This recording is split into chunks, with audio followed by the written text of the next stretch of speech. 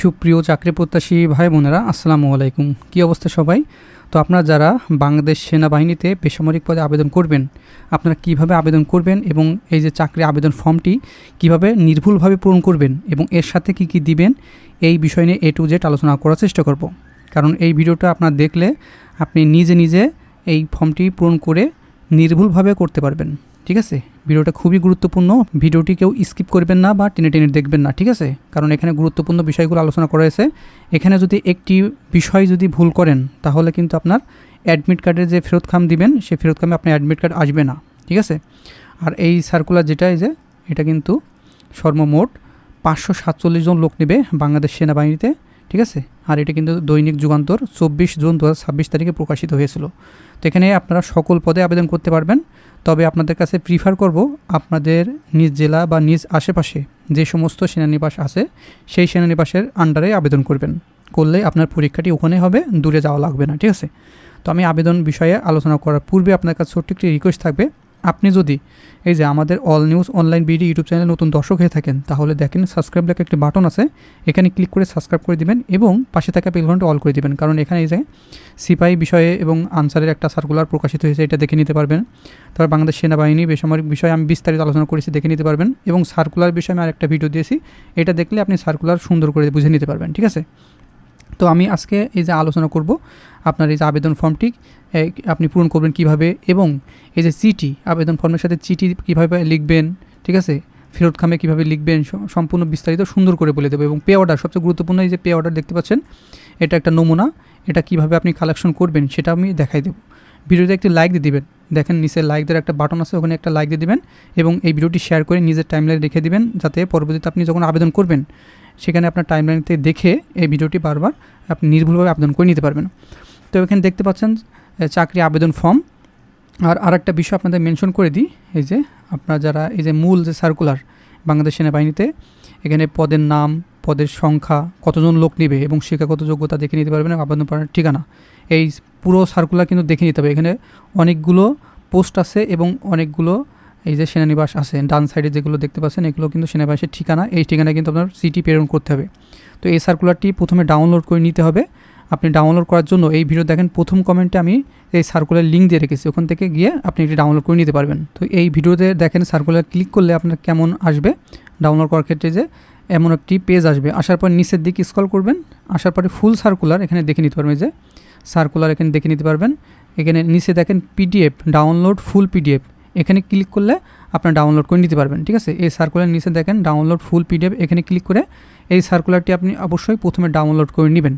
নেওয়ার পরে আপনি যে কোনো কম্পিউটার দোকান থেকে এই যে আবেদন ফর্ম, এই ফর্মটা প্রিন্ট করে নেবেন। এই সার্কুলার দেখেন শেষের দিকে এই ফর্মটি দেওয়া আছে, প্রিন্ট করে নিয়ে আসবেন এবং প্রিন্ট করবেন 3 থেকে 4 কপি, কারণ প্রথমে আপনার হাতে লিখতে হবে। এগুলো আমি কম্পিউটার টাইপ করে দিয়েছি, এগুলো সম্পূর্ণ আপনি হাতে লিখে দিবেন, ঠিক আছে? যেগুলো আমি বলে দিব, এই যে অধিনায়ক, এখানে আপনার যে ঠিকানা বলে দেবো সেটা কিন্তু আপনি হাতে লিখে দিবেন, কম্পিউটার টাইপ করবেন না, নিজে হাতে লিখে দিবেন, ঠিক আছে? দেখুন 3 থেকে 4 কপি দিবেন, কারণ প্রথমে যদি কাটাকাটি হয়ে যায় আপনার কিন্তু সমস্যা হবে, সেজন্য কাটাকাটি করবেন না, নির্ভুলভাবে আপনার আবেদন করবেন ফ্রেশ করে, ঠিক আছে? তো প্রথমে এই যে বরাবর এইখানে কি লিখবেন, এখানে আপনি কোন ঠিকানায় আবেদন করতে চান বা কোন পদে। তো আমি এখানে নমুনা অনুযায়ী শ্রমিক পদে এক ভাই আবেদন করবে সেটা আমি দেখাই দিব, ঠিক আছে?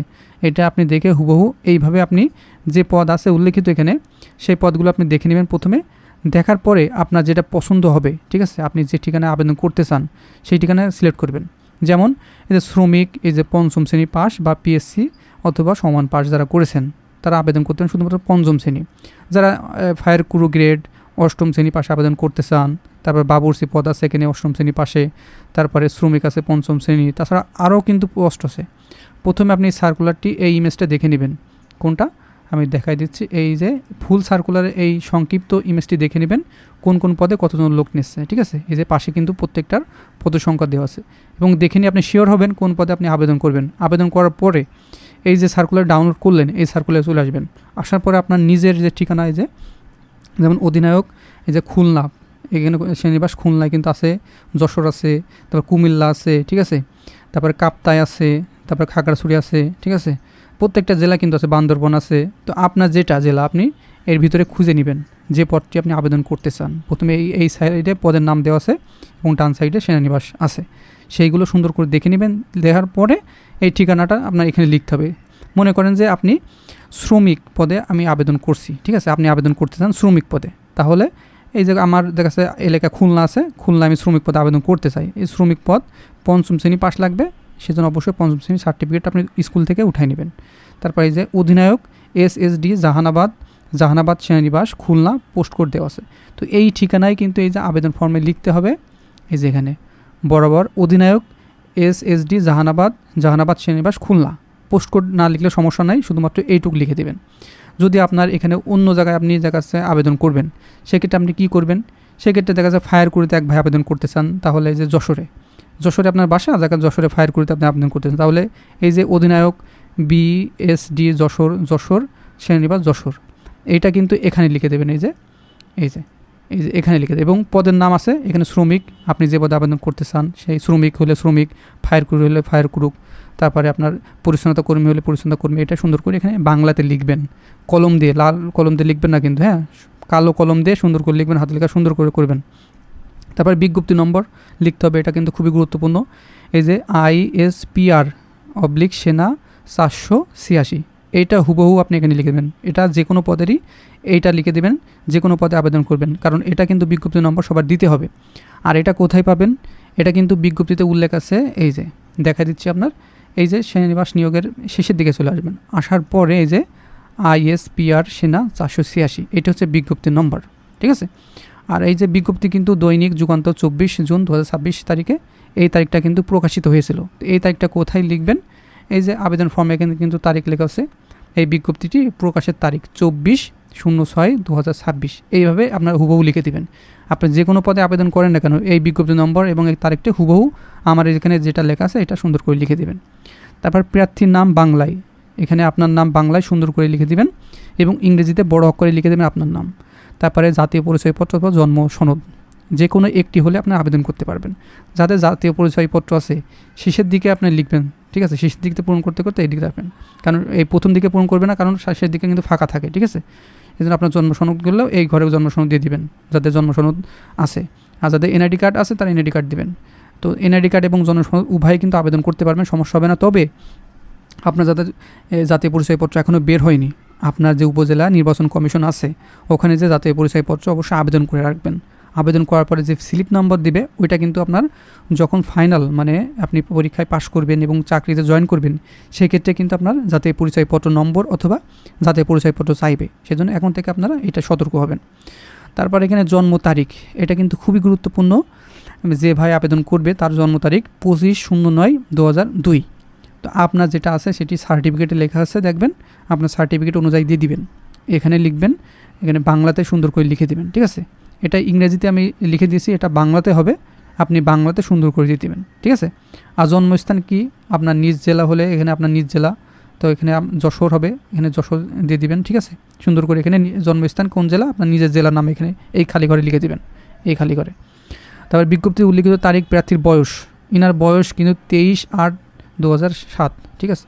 তো বিজ্ঞপ্তিতে উল্লেখিত তারিখ প্রার্থীর বয়স কেমন ধরবেন, আপনার বয়স দেখাচ্ছে অন্য, তাহলে আপনি কীভাবে বিয়োগ করবেন সেটা আমি বলে দিচ্ছি। যে বিজ্ঞপ্তি প্রথমে চলে আসবেন, এটা আসার পরে শেষের দিকে চলে আসবেন, এই যে শেষের দিকে আসলে 7 নম্বর কলমে আছে 1 জুন 2026 তারিখ হতে 18 থেকে 32 বছর, বিজ্ঞপ্তির তারিখ কিন্তু এটা ধরতে হবে 1 জুন 2026, এই যে 18 থেকে 32 বছর এটা ধরবে না। 1 জুন থেকে আপনি গুগলে চলে যাবেন, আসার পরে প্রথমে ডেট অফ বার্থ, আপনার জন্ম তারিখ এখানে লিখবেন, যার জন্ম তারিখ মাস প্রথম সিলেক্ট করে দিবেন, দেওয়ার পরে আপনার যে তারিখ দিন কত দিন আপনি জন্মগ্রহণ সেটা দিবেন, এবং সাল কত সালে আপনি জন্মগ্রহণ করেন, ইনার হলো 2002 সালে জন্মগ্রহণ করেছেন, এবং এই যে as of the date of এটা জুন সিলেক্ট করে 1 দিয়ে দিবেন, এবং 2026 এইটা নিচেরটা সবার জন্য এই সেম দিয়ে দিবেন, জুন 1 2026, এবং উপরে আপনার শুধু জন্মসালটা পাল্টাই দিবেন, দিয়ে এই যে ক্যালকুলেটে ক্লিক করলে আপনার কিন্তু এখানে চলে আসবে এই যে রেজাল্ট, এজ 23 বছর 8 মাস 7 দিন। আপনারও এখানে কিন্তু আলাদা হবে, আপনার জন্মসাল আলাদা হলে আলাদা রেজাল্ট আসবে, যেটা আসবে প্রথম বছর, তারপরে মাস, তারপরে দিন। এই যে এখানে কিন্তু সুন্দর করে দিয়ে দিতে হবে আবেদনপত্রে, এই যে 23 বছর 8 মাস 7 দিন, ওইটা সুন্দর করে বাংলায় লিখে দেবেন এখানে। তারপরে 8 নম্বর হচ্ছে মাতার নাম, এখানে আপনার মাতার নাম মানে মায়ের নাম বাংলায় লিখবেন, তারপর পিতার নাম আপনার পিতার নাম এখানে বাংলায় লিখে দিবেন, এটা আপনার সার্টিফিকেট অনুযায়ী দিবেন, ঠিক আছে। তবে ঠিকানা, বর্তমান ঠিকানা এবং স্থায়ী ঠিকানা একই দিবেন, আপনার যেটা স্থায়ী সেটাই বর্তমানে এবং স্থায়ী একই দিবেন, কারণ পুলিশ ভেরিফিকেশনের সমস্যা হতে পারে, ঠিক আছে। আপনার যেটা স্থায়ী এনআইডি কার্ডে আছে সেটাই 2 জায়গায় একই দিয়ে দিবেন। প্রথমে বাসা ও সড়ক নম্বর এখানে যদি থাকে দিবেন, নাহলে ফাঁকা রেখে দেবেন এই ঘর। তারপর গ্রাম, পাড়া অথবা মহল্লা, আপনি যে গ্রামের বাসিন্দা বা আপনার যে এলাকার বাসিন্দা সেটা এখানে লিখে দেবেন। আপনার গ্রামের নাম এখানে বাংলায় লিখে দেবেন। তারপর ওয়ার্ড অথবা ইউনিয়ন, আপনি কোন ইউনিয়নের বাসিন্দা আপনার ইউনিয়নটি এটা বাংলায় লিখে দিবেন। তারপর ডাকঘর বা আপনার পোস্ট অফিস, আপনার পোস্ট অফিসটা এখানে লিখে দিবেন। এবং পোস্ট কোড নাম্বার এখানে লিখতে হবে। এই পোস্ট কোড নাম্বারটি কোথায় পাবেন? আপনার যদি এনআইডি কার্ড থাকে, এনআইডি কার্ডের পেছনে দেখেন 4 ডিজিটের বাংলায় কোড আছে, ওইটা হচ্ছে পোস্ট কোড।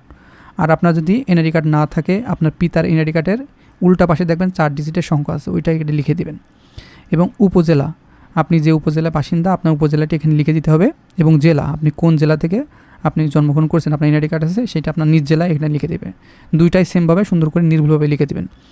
আর সবচেয়ে গুরুত্বপূর্ণ বিষয় হচ্ছে যোগাযোগ। এখানে মোবাইল নাম্বার আপনার যেটা সবসময় সিম সচল থাকে, যেটা সবসময় ইউজ করেন, সেটা এখানে লিখে দেবেন। সেটা বাংলা লিঙ্ক হতে পারে, গ্রামীণ হতে পারে, টেলিটক হতে পারে, যেটা আপনার সবসময় ব্যবহার করেন, এটা সুন্দর করে এখানে আপনার মোবাইল নাম্বার লিখে দেবেন। ইমেইল যে থাকে দিবেন, নাহলে এই ঘরটা ফাঁকা রাখলে সমস্যা হবে না। জাতীয়তা এখানে বাংলাদেশি লিখে দিবেন। তবে জেন্ডার, পুরুষ মহিলা সকলে আবেদন করতে পারবেন। এখানে পুরুষ হলে পুরুষ, মহিলা হলে মহিলা। তবে ধর্ম, এখানে যার যার ধর্ম সেটি দিবেন। আমার ইসলাম দিয়ে দিয়েছি। আপনার যদি হিন্দু হয় হিন্দু, খ্রিস্টান হলে খ্রিস্টান, বৌদ্ধ হলে বৌদ্ধ, আপনার এটা দিয়ে দিবেন। ধর্ম, সকল ধর্মের প্রার্থীরা আবেদন করতে পারবেন। তার পেশা অবশ্যই ছাত্র হলে আপনার ছাত্র দিয়ে দিবেন যদি লেখাপড়া করে থাকেন। তারপর এখানে শিক্ষাগত যোগ্যতা, এটা খুবই গুরুত্বপূর্ণ। আপনি যদি 5ম শ্রেণী পাশের শিক্ষাগত যোগ্যতা আবেদন করে থাকেন, এই যে ইনি হচ্ছে 5ম শ্রেণী পাশে আবেদন করছে, ঠিক আছে। এই যে এখানে কিন্তু শিক্ষাগত যোগ্যতা লেখা আছে, এই যে এখানে এসএসসি আছে, এইচএসসি আছে। আপনি দেখে নেবেন কোন পদে আবেদন করছেন এবং শিক্ষাগত যোগ্যতা কী। যেমন এনসি পরিচ্ছন্নতা কর্মী আছে 5ম শ্রেণী পাস, তারপর স্যার আছে 8ম শ্রেণী পাস, ঠিক আছে। যারা শুধুমাত্র 5ম শ্রেণী পাস থেকে মানে আবেদন করতেন, ইনি হচ্ছে শ্রমিক আবেদন করছে, সেজন্য 5ম শ্রেণী এখানে লিখবেন। এই যে পিএসসি এবং বিষয় লেখা লাগবে না, শিক্ষা প্রতিষ্ঠান কোন প্রাইমারি স্কুল থেকে আপনি পাশ করেছেন সেটি, কত সালে পাশ করেছেন, এবং বোর্ড কোন বোর্ডের আওতায় আপনি পাশ করেছেন সেটি, এবং গ্রেড আপনার 5ম শ্রেণীর রেজাল্ট কী ছিল এখানে লিখে দেবেন। তারপরে জিএসসি যদি পাশ করে থাকেন দিবেন, না হলে দেওয়ার দরকার নাই। এসএসসি পাশ যদি করে থাকেন এসএসসি তথ্যগুলো দিয়ে দেবেন, না হলে দেওয়ার দরকার নাই। ইন্টারমিডিয়েট যদি পাশ করে থাকেন অবশ্যই ইন্টারমিডিয়েটের তথ্যগুলো সুন্দর করে দেবেন। তো এখানে কী দিবেন? বিষয়, আপনি শিক্ষা প্রতিষ্ঠান, তো এখানে বিষয় হচ্ছে আর্টস, কমার্স, সায়েন্স, ভোকেশনাল যারা পাশ করেন সেইগুলো দিয়ে দিবেন। আর শিক্ষা প্রতিষ্ঠান কোন স্কুল থেকে পাশ করেছেন বা কোন কলেজ থেকে পাশ করেছেন এখানে দিবেন। এবং কত সালে পাশ করেছেন সার্টিফিকেট আছে লেখা, সেটা লিখে দেবেন। এবং কোন বিশ্ববিদ্যালয় বোর্ড, মানে কোন বোর্ড থেকে পাশ করেন সেটি উল্লেখ করে দেবেন। এবং গ্রেড পয়েন্ট, আপনি কত জিপিএ পেয়েছেন, যেমন 4.50 বা যারা পাই, 3.00 যারা পাইছে, এখানে সবাই আবেদন করতে পারবেন, ঠিক আছে। এখানে 2.00 পাইলেও আবেদন করা যাবে, সমস্যা নয়, হ্যাঁ। আর এখানে অতিরিক্ত যোগ্যতা যদি থাকে লিখবেন। আপনার যারা যোগ্যতা আছে, যেমন কম্পিউটার সার্টিফিকেট যারা আছে, বিভিন্ন কোর্স করা আছে, এখানে লিখে দিবেন যে আপনার এই বিষয়ে দক্ষতা আছে, বাংলায় লিখে দিবেন। আর অভিজ্ঞতা বিবরণ, যেখানে অভিজ্ঞতা চাইছে আপনার সেই কাজের অভিজ্ঞতা আছে কি না সেটা এখানে দিয়ে দিবেন। যদি না থাকে এই 2টা ঘর ফাঁকাই রেখে দিবেন, সমস্যা নেই। তারপর কোটা, যদি মুক্তিযোদ্ধা কোনো কোটা থাকে বা এতিম বা শারীরিক প্রতিবন্ধী কোটা থাকে তাহলে এখানে দিয়ে দিবেন। আনসার ও গ্রাম প্রতিরক্ষার সদস্য হলে সেটাও এখানে দিতে পারবেন। এখানে টিক চিহ্ন দিয়ে দেবেন যেটা আছে। আর না হলে এটা কিচ্ছু পূরণ করার দরকার নেই, এটা ফাঁকাই থাকবে। আর সবচেয়ে গুরুত্বপূর্ণ বিষয় হচ্ছে চালান, bank drop, pay order, postal order number. এই ঘরে কিন্তু আপনার নম্বর লিখতে হবে। তো এখানে আবেদন করতে কিন্তু 200 টাকার পোস্টাল অর্ডার, পে অর্ডার বা ব্যাঙ্ক ড্রাফট লাগবে। তো এখানে পে অর্ডার অথবা ব্যাঙ্ক ড্রাফট করবেন আপনারা। আর সবচেয়ে ভালো হয় যে কোনো সোনালী ব্যাংক থেকে এই যে পে অর্ডারটা করতে, আপনার আশেপাশে যে সোনালী ব্যাংক আছে ওখানে যে বলবেন আমি পে অর্ডার করতে চাই, কী করব, ওনারাই প্রসেস করে দেবে, ঠিক আছে। এই পে অর্ডার করলে এই যে পে অর্ডার নম্বর পাওয়া যায়। এই যে আমি একটা উদাহরণসহ দেখাচ্ছি, আমার কাছে একটা আছে উন্নত এটা, হ্যাঁ। এই যে POA এই নাম্বারটা আছে, এটা হলো পে অর্ডার নাম্বার। আপনি ব্যাংকে গেলে কিন্তু এরকম একটা রসিদ দিবে বা এরকম একটা পে অর্ডার দিবে, এটা কিন্তু আপনার জমা দিতে হবে মূল কপি, ঠিক আছে। মূল কপিটা আপনার আবেদনের সঙ্গে পাঠাতে হবে, সেজন্য এটা আপনি হাতে করে ব্যাংক থেকে নিয়ে আসতে হবে। আর এখানে অবশ্যই এই যে SSD জাহানাবাদ সেনানিবাস খুলনা এর অনুকূলে কিন্তু আপনার করতে হবে। আপনি যে ঠিকানায় করবেন, আপনি আবেদন যে ঠিকানায় করবেন সেই ঠিকানা অনুকূলে দিতে হবে। ইনি যেমন এই যে এই ঠিকানা অধিনায়ক SSD জাহানাবাদ খুলনার অধীনে কিন্তু আবেদন করছে, এই পোস্টাল মানে অর্ডারেও কিন্তু এখানে লিখতে হবে SSD জাহানাবাদ সেনানিবাস খুলনা, এই সেম হতে হবে, ঠিক আছে। এখানে 200 টাকা হবে, জাস্ট আমি উদাহরণসহ দেখানোর জন্য, এটা আপনার এই সেমভাবে হবে কিন্তু এখানে 200 টাকা হবে, ঠিক আছে। তো এটা কিন্তু মূল জমা দিতে হবে। এই যে পে অর্ডার নাম্বার এই যে 3407-935, এই যে আমি এখানে লিখে দিয়েছি, আপনারটা আলাদা হবে এখানে লিখে দেবেন এই যে 3407-935, এখানে আপনারটা লিখে দেবেন বাংলাতে। এবং এটি কত তারিখে ক্রয় করেছেন, আপনি ব্যাংকে যে কত তারিখে ক্রয় করেছেন সেই তারিখটা কিন্তু এখানে লিখে দিতে হবে, যেমন দিন, মাস, এখানে বছর, যে তারিখে আপনি ক্রয় করেছেন সেই তারিখটা এখানে লিখে দেবেন। শুধুমাত্র এটা এই পোস্টাল কোডটা কত তারিখে আপনি মানে ক্রয় করেছেন, এখানে ডেট আছে, এই ডেটটা ওখানে বসাই দিতে হবে আপনার। এই ডেটটা এখানে বসাই দিতে হবে। এবং ব্যাংক ও শাখার নাম, এই যে সোনালী ব্যাংক কর্পোরেট শাখা যশোর থেকে করেছি আমি, আপনি যে ব্যাংক থেকে করবেন সেই ব্যাংকের নাম এবং শাখার নাম লিখে দেবেন এখানে বাংলাতে। আর বিভাগীয় প্রার্থী কী নাম নেই, এখানে প্রযোজ্য নয়, এখানে টিক মেরে দিবেন, ঠিক আছে। আর সবচেয়ে গুরুত্বপূর্ণ বিষয় হচ্ছে এটি তারিখ, নিচে দেখেন একটা তারিখ আছে, আপনি যেদিন জমা দিবেন সেই জমা দেওয়ার সময় এই তারিখটা লিখে দেবেন, কবে জমা দিতে যাচ্ছেন। আগে থেকে এটা পূরণ করার দরকার নাই, আপনি যখন পোস্ট অফিসে যাবেন, যাওয়ার পরে এই তারিখটা সুন্দর করে বসাই দিবেন, কিংবা আপনি পোস্ট অফিসে যাওয়ার আগে তারিখটা সুন্দর করে বসাই দেবেন নির্ভুল হয়, প্রথম দিন, মাস, তারপর বছর। আর আরেকটা অনেকে ভুল করে, এটা প্রার্থীর স্বাক্ষর, এখানে কিন্তু আপনার স্বাক্ষর দিতে হবে। অনেকে কিন্তু এখানে ভুল করেন, আপনার ফুল নামও লিখে দিতে পারেন, কিংবা এটা শর্ট নামও লিখে দিতে পারেন, কিন্তু আপনার যেটা স্বাক্ষর সেটাও দিতে পারেন, এখানে কোনো সমস্যা না। তবে স্বাক্ষর দেওয়াই লাগবে 100% এখানে, এটা না দিলে কিন্তু আপনার আবেদনপত্র বাতিল হয়ে যাবে। তো এই ছিল আবেদন বিষয়ে। এই বিষয়ে মনে হয় আপনাদের কাছে সুন্দর করে গুছিয়ে বলে দেওয়ার চেষ্টা করেছি। আর এই যে চাকরি আবেদন ফর্মের সাথে কী কী আপনার দিতে হবে, এটা কিন্তু খুবই গুরুত্বপূর্ণ, ঠিক আছে। আমি বলে দিচ্ছি, এইগুলো আপনার এই যে আবেদন ফর্মের সাথে পিন করে দিতে হবে। যেমন 200 টাকার পে অর্ডার, যে পে অর্ডারটি পাইছেন, এই যে এটা 200 টাকার পে অর্ডার, এটা প্রথমে এখানে পিন করে দেবেন প্রথম দিকে, এই প্রথম দিকে এটা পিন করে দেবেন, উপরে সবার উপরে থাকবে 200 টাকার পে অর্ডার, তারপরে দিবেন এই যে চাকরি আবেদন ফর্ম।